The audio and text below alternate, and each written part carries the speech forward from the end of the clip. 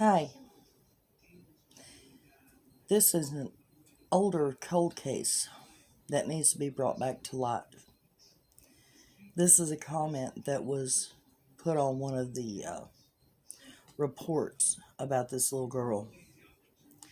Listen up, and then I'll give you the details. This case is one that they know who unalived her, but can't get the evidence to convict. I feel the mother knows what happened to her baby girl. The missing of her daughter starts in her home, and thought she stated and Rhodes stated they never saw Cassie. The story is not adding up, but evidence is what you need, and not a gut feeling. I think that something has happened prior to Cassie going missing with Rhodes, and that is why she was with her friend and his family during the period leading up to her disappearance. Not herself and quiet. And when she did come home, again, something happened. While the mother was in bed, like Cassie threatening Rhodes that she will tell her mother what he did to her, making him angry and fearful, maybe a crime of passion. But he disposed of her or placed her body in a hiding spot until he could think of a way to cover up the crime. Men like Rhodes will never disclose their unaliving, nor as to the whereabouts of the body to loved ones. That is his control over people, and he thrives on it. Plus, it's their bargaining chip. However, he may speak up in gold bragging of his deeds trying to get brownie points with someone. Hopefully, he slips up and Cassie gets to be put to rest. The disappearance of Cassie Compton. She was born December the 4th, 1998. She lived in Stuttgart, Arkansas, where she disappeared on September the 14th, 2014. She was 15 years old, white, female, stood 5 foot 3 inches tall, about 100 pounds. She had blonde hair and gray blue eyes. 2014 was 9 years ago, and she has family who is still trying to find out what happened to her. At the time of her disappearance, she lived in the home with her mother, Judy Compton, and Judy Compton's boyfriend, Brandon Rhodes. Now, Judy was about 42, I believe. Brandon was 25 years old. Brandon and Cassie did not have a good relationship. It was very rocky from what is being told. And because the day she disappeared, her mother was in bed sick, Brandon was the last person to physically see Cassie. Cassie had texted her best friend, slash possible boyfriend, ex-boyfriend, and had informed him she was going to go and buy cigarettes. Her being 15, she couldn't go buy cigarettes. But that's what she said. And a few minutes later, Brandon told Judy he was going to go and buy cigarettes. He was gone for a couple of hours, came back, went straight to the bathroom. This is what's being told by Judy. Went straight to the bathroom and started throwing up.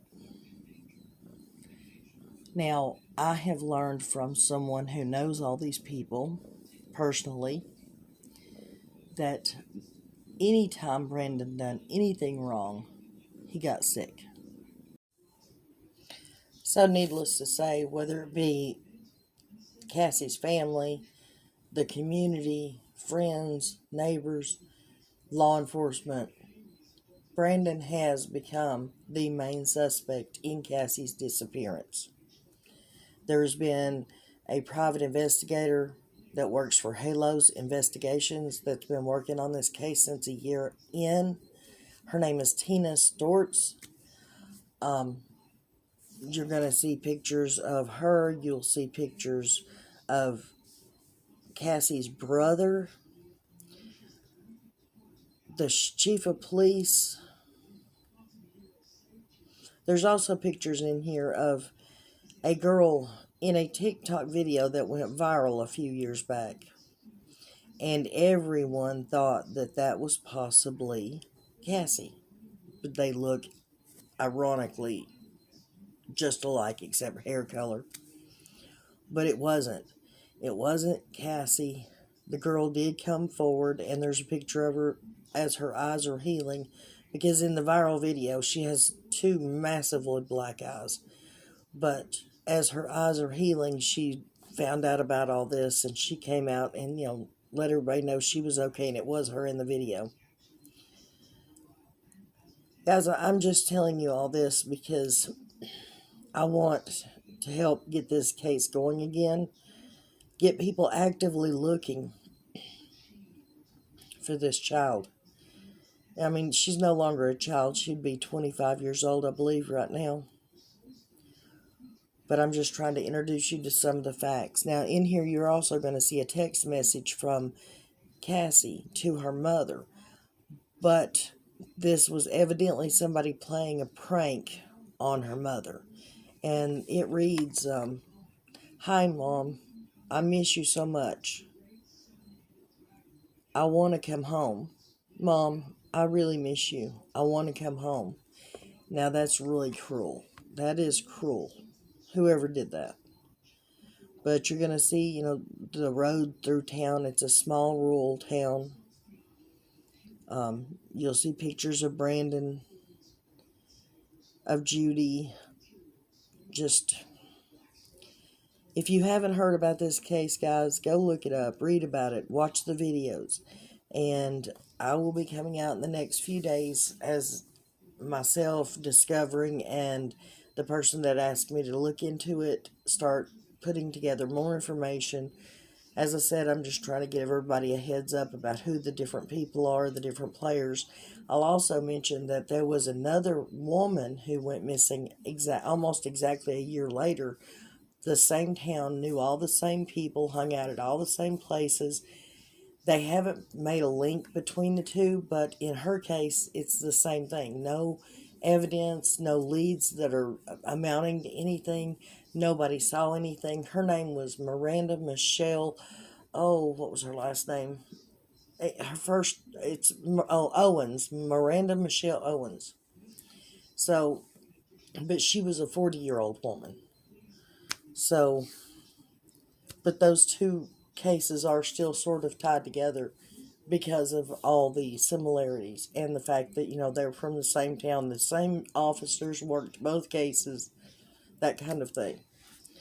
So I'll try to get another video out later today, and if not, alive. So I thank you for listening. Please go look into it. It's Cassie K. Compton, Compton. And just keep in mind, guys, that her mother, Judy Compton, and her dad, or her mom's boyfriend, Brandon Rhodes, were both registered RSOs. They are both RSOs. And Brandon was the last one to see Cassie. Period. Y'all have a great day. God bless. I hope everybody had fun yesterday, and I'll see you on the next video.